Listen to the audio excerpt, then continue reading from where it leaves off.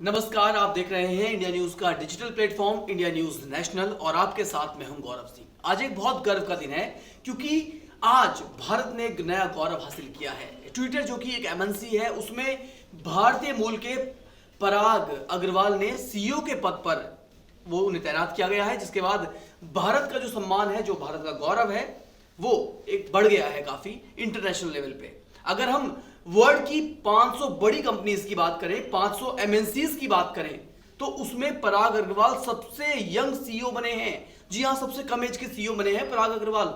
और इसके अलावा जो अब तक एक टैग था, ये था मार्क ज़ुकरबर्ग पे, जो कि फेसबुक के सीईओ हैं, कि ये बहुत कम एज के सीईओ हैं। आपको बता दें कि पराग अग्रवाल उनसे भी कम एज के हैं, यानी पराग 37 इयर्स में फिलहाल चल रहे हैं और 37 साल की उम्र में एक बड़ी एमएनसी में सीईओ के पद पर तैनाती एक बहुत बड़ा दर्शाती है कि बहुत ही दिमागदार आदमी है।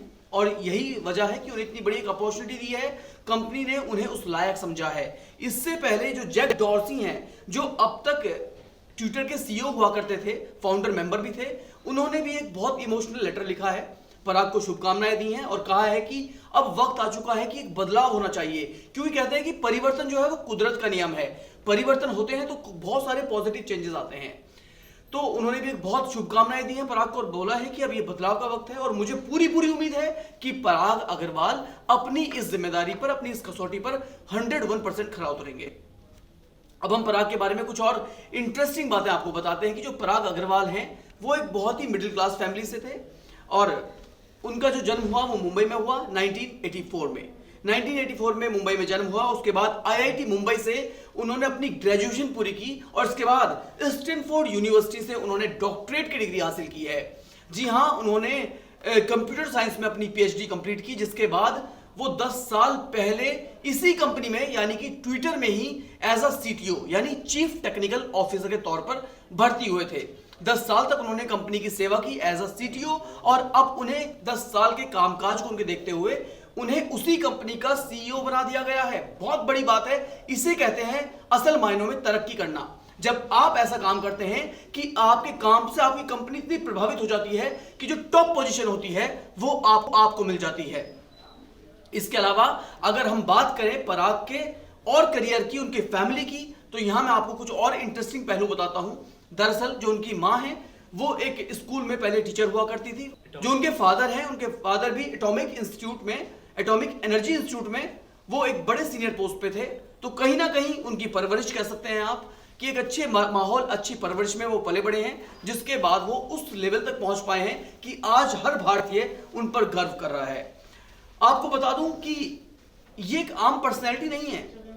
इन्होंने हमेशा अपने दिमाग से, अपनी मेहनत से, हमेशा अपनी फैमिली का हमेशा एक कह सकते हैं गौरव बढ़ाया इन्होंने। 2001 की अगर बात करें तो 2001 में जब तुर्की में एक ओलंपियाड हुआ था, फिजिक्स ओलंपियाड, वहां भी इन्होंने गोल्ड मेडल जीतकर अपनी फैमिली का गौरव बढ़ाया था। और आज फिर लगातार कई बार उन्होंने ऐसे मौके दिए हैं जब उन पे देश को नाज हुआ हो। आज फिर उन पर हर भारतीय को नाज है। इसके अलावा अगर बात करें भारतीयों का कहां का डंका बजता है, तो भारतीयों ने, चाहे वो माइक्रोसॉफ्ट हो, गूगल हो, हर जगह अपना एक वर्चस्व बनाया है, एक डंका बजाया है अपनी बुलंदियों का। अगर हम माइक्रोसॉफ्ट की बात करें तो सत्य नडेला, जो कि भारतीय मूल के रहने वाले हैं, वो वहां पे सीईओ हैं। गूगल में बात करें तो सुंदर पिचाई भी एक ऐसा नाम है जो कि भारतीय मूल के रहने वाले हैं, लेकिन गूगल जैसी कंपनी में सीईओ के पद पर तैनात हैं। अडोब में शांतनु नारायण हैं। इसके अलावा आईबीएम में अरविंद हैं और VMware जो कि बहुत बड़ी कंपनी है, इसमें रघुराम है। और अब इन सब के बाद ट्विटर जैसी कंपनी में पराग अग्रवाल का एज अ सीईओ सिलेक्ट होना और उस पद पर तैनात होना एक बहुत बड़ी गौरव की बात है हम सब भारतीयों के लिए। तो एक बहुत अच्छा, एक कह सकते हैं कि बहुत खुशी की बात है हम सब के लिए। 2006 में ट्विटर की स्थापना हुई थी, जिसके बाद उन्होंने कुछ साल बाद ही ट्विटर को ज्वाइन किया था एज अ सीटीओ और अब वो बन गए हैं ट्विटर के सीईओ यानी चीफ एग्जीक्यूटिव ऑफिसर।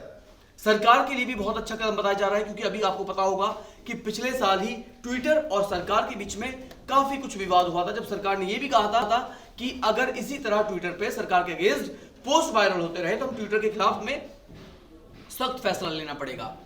हालांकि ऐसा हो नहीं पाया। तो अब जबकि खुद भारतीय मूल का ही बंदा वहां पर एज अ सीईओ बैठ गया है, तो बहुत पॉजिटिव चीज है हमारी सरकार के लिए भी। और गूगल पर बात करें तो इनका सोशल मीडिया पर ट्रेंडिंग में चल रहा है।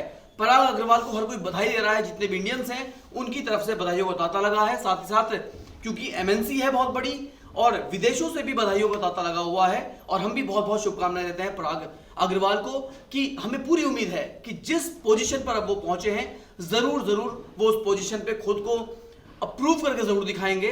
और हमारी तरफ से, पूरी इंडिया न्यूज फैमिली की तरफ से उन्हें बहुत बहुत शुभकामनाएं। तो ये वीडियो आपको कैसा लगा हमें अपने कमेंट सेक्शन में आकर जरूर बताएं। इसके अलावा इस वीडियो को लाइक करें, शेयर करें और हमारा channel India news national subscribe करें। धन्यवाद।